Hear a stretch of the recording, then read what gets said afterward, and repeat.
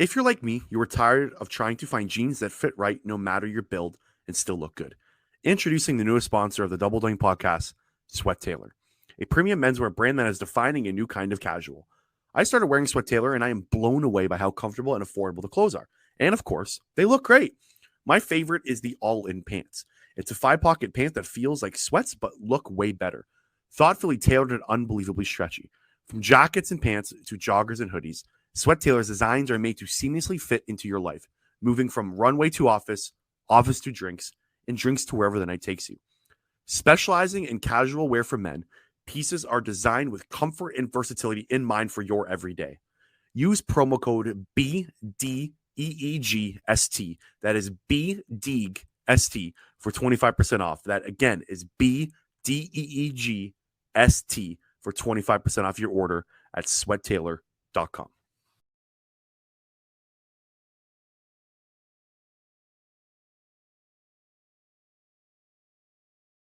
And welcome back to another episode of the Double Dunk Podcast. My name is Brenden. Thanks so much for tuning in today. We're talking strictly Philadelphia Eagles. We're going to touch on the last game, Eagles versus Buccaneers. They moved to 3-0. We're going to touch on the Washington Commanders Week 4 game coming up. We got a quick episode coming for you today.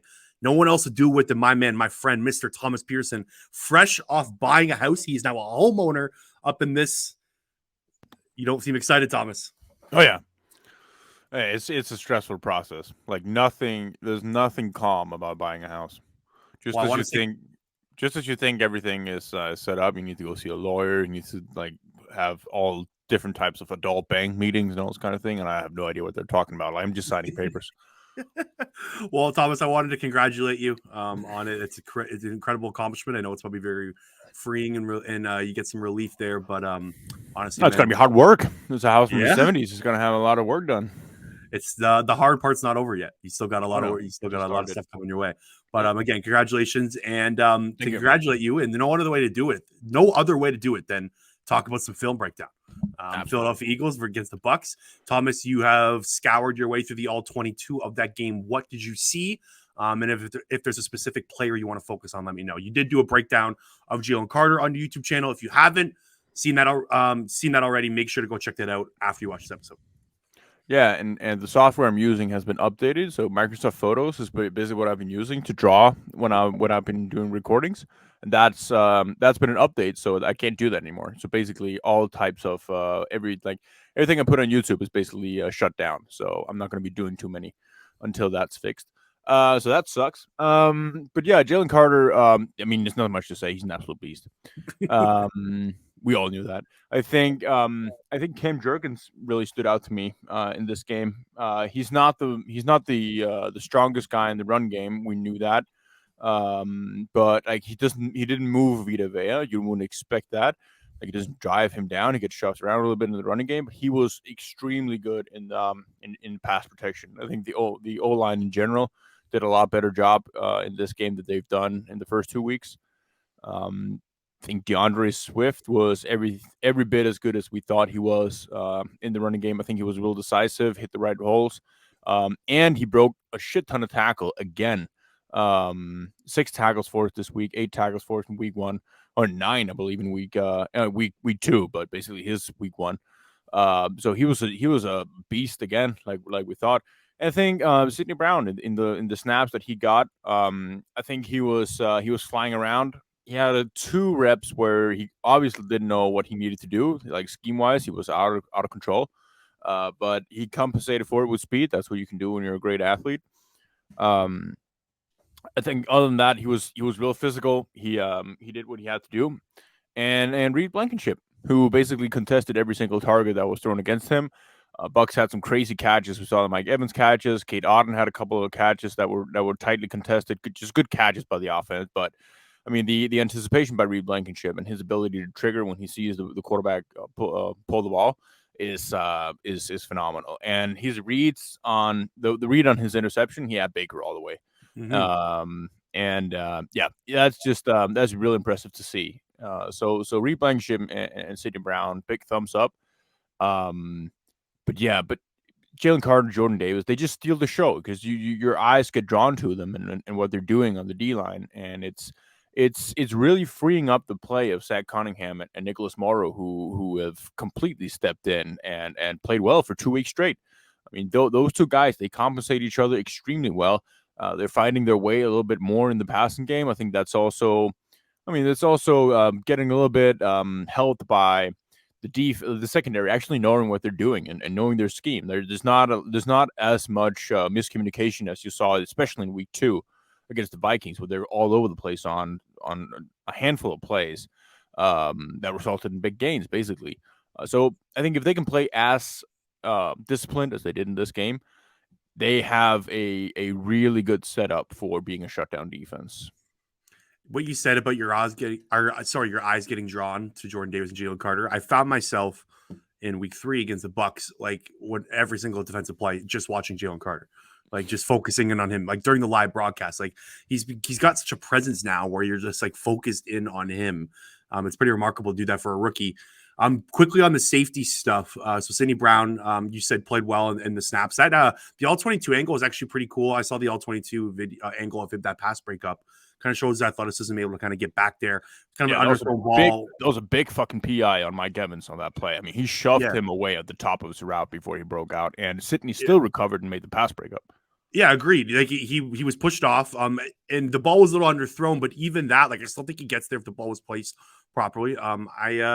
It was really impressive to watch it from that angle. Sidney Brown and Justin Evans were not at practice again today. I guess you just go Terrell Edmonds and Reed Blankenship, right? They don't have any other options, right? If both those guys can't go. Yeah, I think Justin Evans is actually a bit of a loss. I know we trashed him a little bit after week 1, but he's been playing well the past few weeks here. I think Sidney's going to play. If just based on what I heard after the game, that his hamstring injury immediately was not considered serious. And he was walking around today at practice, so like he was out there. He just wasn't. I think they're being cautious with him. I think he's going to be practicing a little bit tomorrow, and he still has a fair shot of playing. Justin Evans' neck injury, I think, is a little bit more tricky in terms of his availability on Sunday. But yeah, Sidney is I think is a little bit a higher chance. Linebackers. Nicholas Morrow and Zach Cunningham, like you said, are playing really well. I thought Zach Cunningham was awesome in the first half of that game. He was all over the field. You didn't see it too much in the second half, but Nicholas Morrow popped in the second half. You had the safety.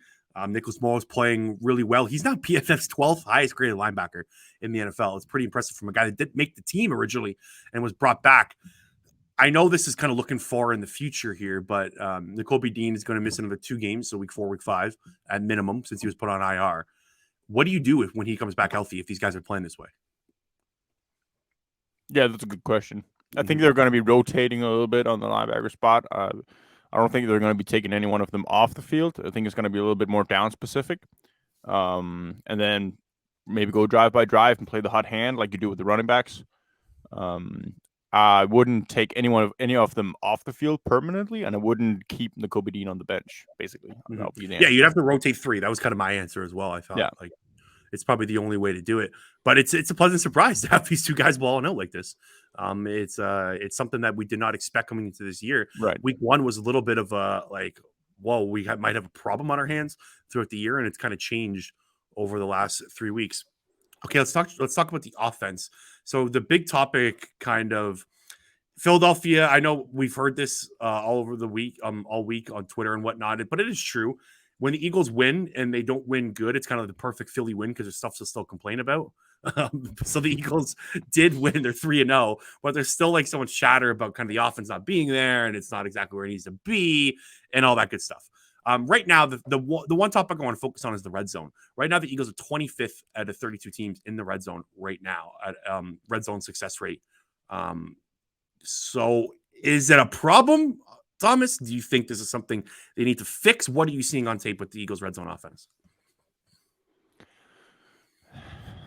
I think it's it's easy to say a lack of execution, but they're a block away on just about every play from actually getting further. Their problem is, from my perspective, is when they're between the 20 and 10 and 15 and 5. When they get inside the 5, they usually convert that into touchdowns.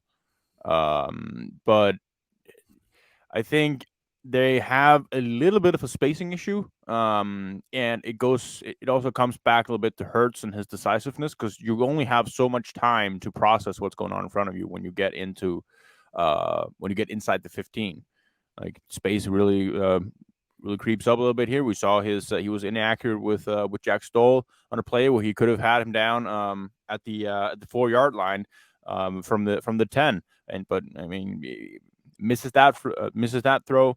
You had the Olamide Zacchaeus, but then you also had AJ Brown dropping 2 touchdown passes. That's exactly where I wanted to go with this. Like, this could have been a huge red zone day, or like a huge Eagles AJ Brown day if he catches those 2 balls. Like, the narrative is not the exact same that we're getting right now if AJ Brown catches even one of those touchdowns. So I really do think the red zone stuff is fixable, and it's kind of overblown. Yeah, and yeah, I completely agree. It's a little bit. It's marginals that are keeping the team from being more effective, and I think we're seeing improvement week by week. So hopefully, it's something that they'll clean up. And like the play call, I wasn't in love with the Kenny Gainwell rush up the middle on that 4th down call. Like, if that hits, we're talking it's could be a different story, right? I think Nick Sirianni said on the WIP radio this week that he didn't like the 3rd down play call ahead of that as well. So I think there's just like little tweaks here and there. Like, you just get the 1 play call right, you just catch the 1 touchdown, and then it's all fine and dandy, right? Like, then we have a completely different story than the Eagles being 25th in red zone efficiency, and I really think it's going to come around. Anything else that you saw from this Bucs game before we move on to Commanders that you want to get off your chest? I think AJ Brown was really, really good, and there wasn't something you needed the all 22 to see. He's just a freak with the ball in his hands, and they did a good job of just getting the ball to him. Like, if you're in 3rd and 10, just get him the ball on a 2-yard hook, and less coming across the middle, because when you're coming across the middle and you have someone with a direct shot at you, it's really difficult to maintain your balance. Just throw it out to AJ Brown quickly. If they want to play off coverage on AJ on a 3rd and 8 or plus, 2-yard hook, let him work for the 1st down. He can smother cornerbacks. If he wants to get the 1st down, there's a pretty good chance he's going to do it. Yeah, that's a great point, because if you're on the outside, you still get the corners one-on-one. Like, the more you come inside, the more players are to hit you. Yeah. This was AJ Brown's actually highest yards after contact he's had since being an Eagle, which is impressive. Oh, wow. Like, he was awesome, and like he catch those 2 touchdowns, going back to it again, or one of those. We're talking like one of the best performances he's had as an Eagle. I know he had like the Pittsburgh Steelers game last year, he was awesome, in the Titans game, so it's kind of a hard bar to hit. But in general, yeah, he was awesome. Just back to Jalen Hurts, I think. Or sorry, just one more thing on the Bucs game. Jalen Hurts is what I want to talk about. I really did think, like, when I rewatched the condensed version of that game yesterday, I really thought he played better than the first time around. I really thought that there were just little throws that could have been here and there different, and it would have been a completely different game. I really like the stats, like the 474, I think was 474 yards of offense Eagles had, something like that. I really think that tells more of the story than Jalen Hurts' numbers and the amount of points that they had. It was a really impressive win. Like, it gets a 2-0 Bucs team. And I really want to give them credit, because we were pretty hesitant on giving the Eagles credit over the first 2 weeks. Yeah, agree. The Double Doink Podcast is officially sponsored by Manscaped. Fresh fall is upon us, and you need to be in the festive spirit. Light a candle, get some pumpkin spice, and make sure your balls look nice with the sponsors of today's show, Manscaped. Nature may clear the leaves off the trees, but you'll need Manscaped's help to get you ready for the sweater weather. Get your pants puppies prepared for cuffing season with trim as refreshing as a ball breeze by going to manscaped.com and using code DOINK for 20% off everything plus free shipping. It's time for nice flannels and cozy socks, but we can't forget to trim our balls. By now, you've heard of them, but it's time to join the 9 million men worldwide who use Manscaped and get the kit that covers it all, the Performance Package 4.0. It starts with the Lawnmower 4.0 trimmer with advanced skin-safe technology that reduces nicks and cuts to make the raking the leaves a lot less painful. Once you've cleared the driveway, the Performance Package comes in hot with products to cool you down. The Crop Preserver Ball Deodorant and Crop Reviver Ball Spray Toner, one to prevent stink and one to clear it up. With a soothing aloe vera formula, Move over pumpkin spice. Fresh balls are the smell of the season. The Performance Package 4.0 caps it off with 2 free gifts: the Manscaped Boxers and the Shed Travel Bag. That's one to hold your Manscaped goodies and one to hold your man goodies. Bring in the fall right and get 20% off and free shipping with code DOINK at manscaped.com. That's 20% off with free shipping at manscaped.com and use code DOINK. As the leaves fall, make sure you have it all with Manscaped.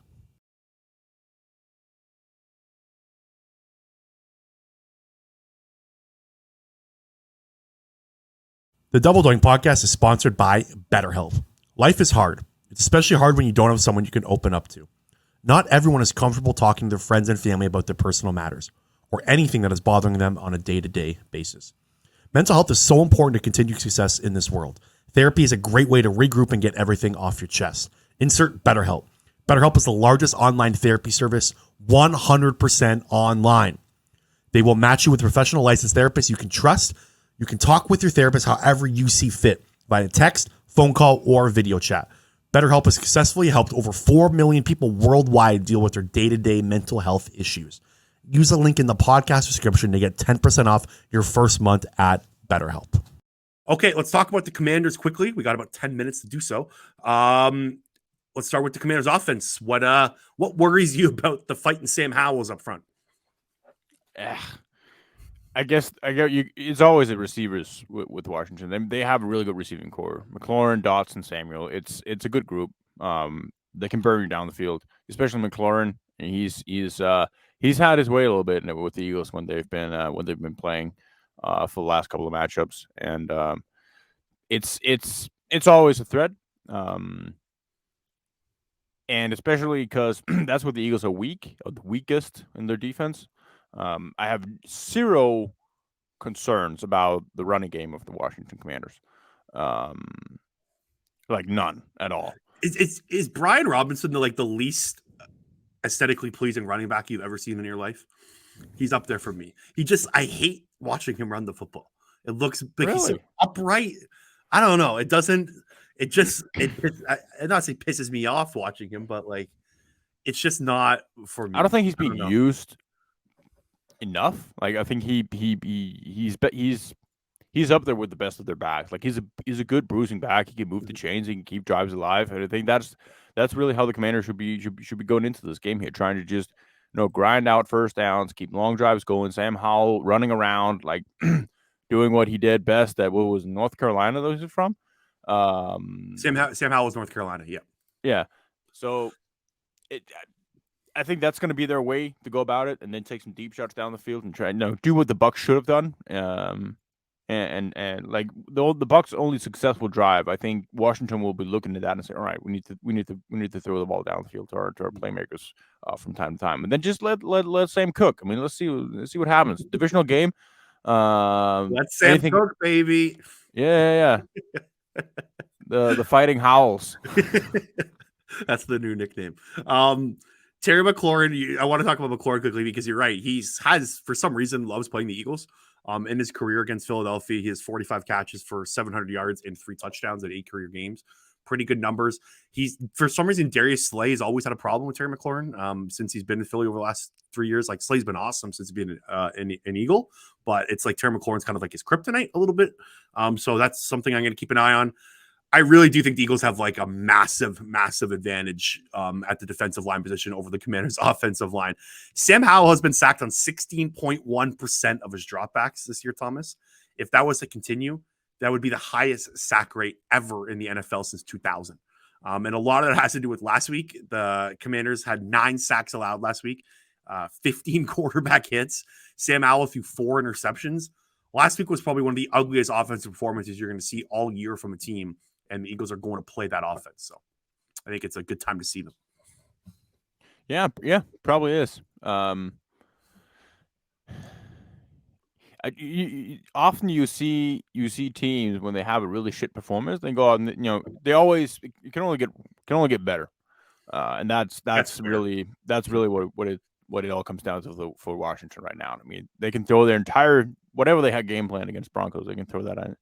No, Broncos against the Bills. They The can throw that in the Broncos trash. also had a tough time last Oh man, week. can you imagine Washington Broncos? Buddy, we got Bears Broncos this week. Even I don't know better. what I want to watch the least. Yeah, not too worried about the game, but it's always like you never want to get comfortable when you're playing Washington. Washington's defense versus Philly's offense. What are you looking at in that one? The defensive line has to be the thing you always go about. I mean, they're right there in the middle of the pack just in terms of EPA, both against the run and the pass. So I guess you can say that you can do either against them. There's nothing they really excel at. But at the end of the day, it's a defense that I would assume the Eagles can run all over. But it's still like like you have the names up front, like the Montez Sweat, Payne, Allen, Young, Jamin Davis is a hell of an athlete. They have some depth still in there. Casey Toohill, Eagles legend. Love me some Casey Toohill. I miss that guy. Yeah, I mean they have some depth on their D line. They can rotate around there, and usually it presents some trouble for the Eagles. I mean for what I remember, they don't usually put up a ton of points against Washington. Yeah, the Eagles have always had funny games against the Commanders. They did blow them out week 3, right? That was the Carson Wentz game last year where Devonta Smith went off. That was an electric football game. But like we all remember, was it week 10 or week 9 last year? That Monday Night Football game when the Eagles lost? It was week 10. Yeah.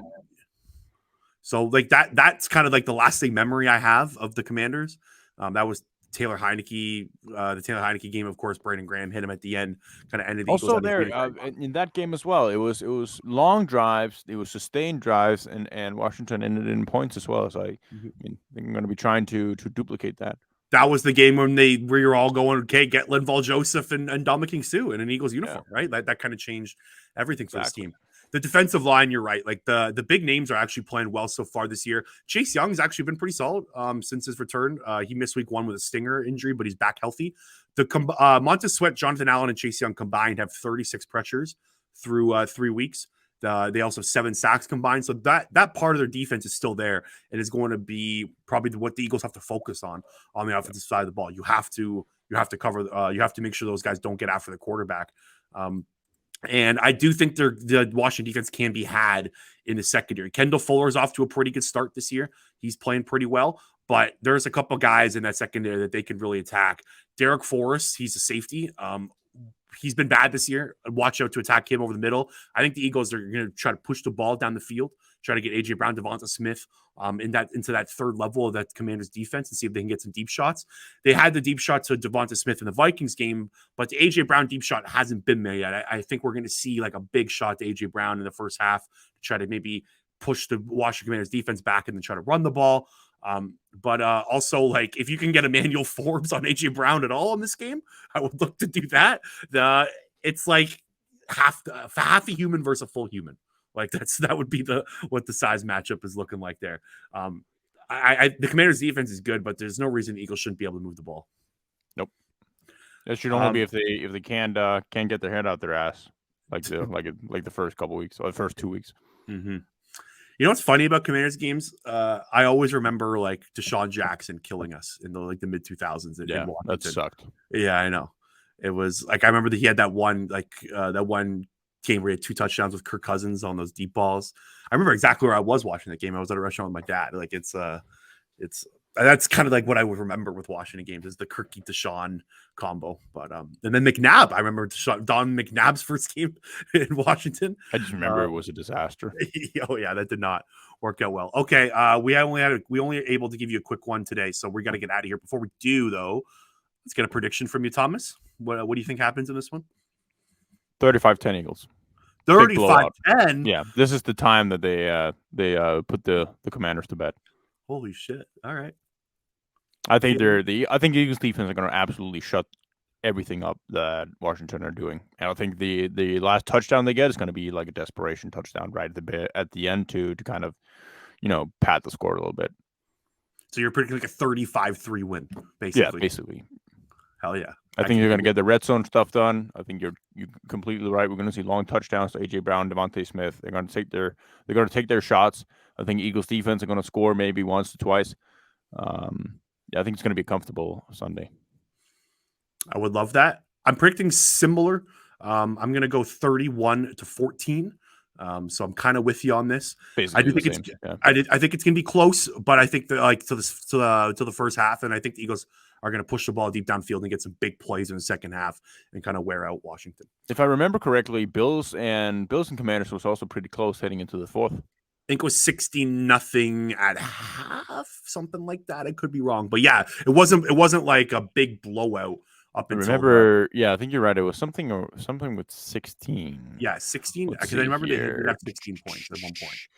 End of second quarter. Yeah, 16-0. It was 16-0 in the fourth quarter to start the fourth quarter. And then the Bills pass rush just took over, basically. Then Washington fumble, Washington interception, touchdown, punt, a 3-yard out, three and out, and then an 8-play field goal to finish the game.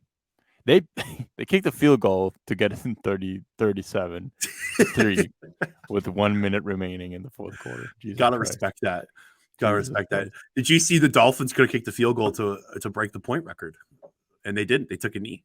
Yeah. Yeah. All right, Thomas. Anything else you want to get off your chest before we go? Nope. All right, guys. Thanks so much for tuning in. Really appreciate it. Sorry for the quick one here, but we got everything we needed to get out. Make sure to like the podcast wherever you listen to it, Apple, Spotify, you name it. We are there. Make sure to subscribe to the YouTube channel. We would greatly appreciate that. Make sure to check out our sponsors, BetterHelp, Manscaped, and Sweat Taylor. And we will talk to you later.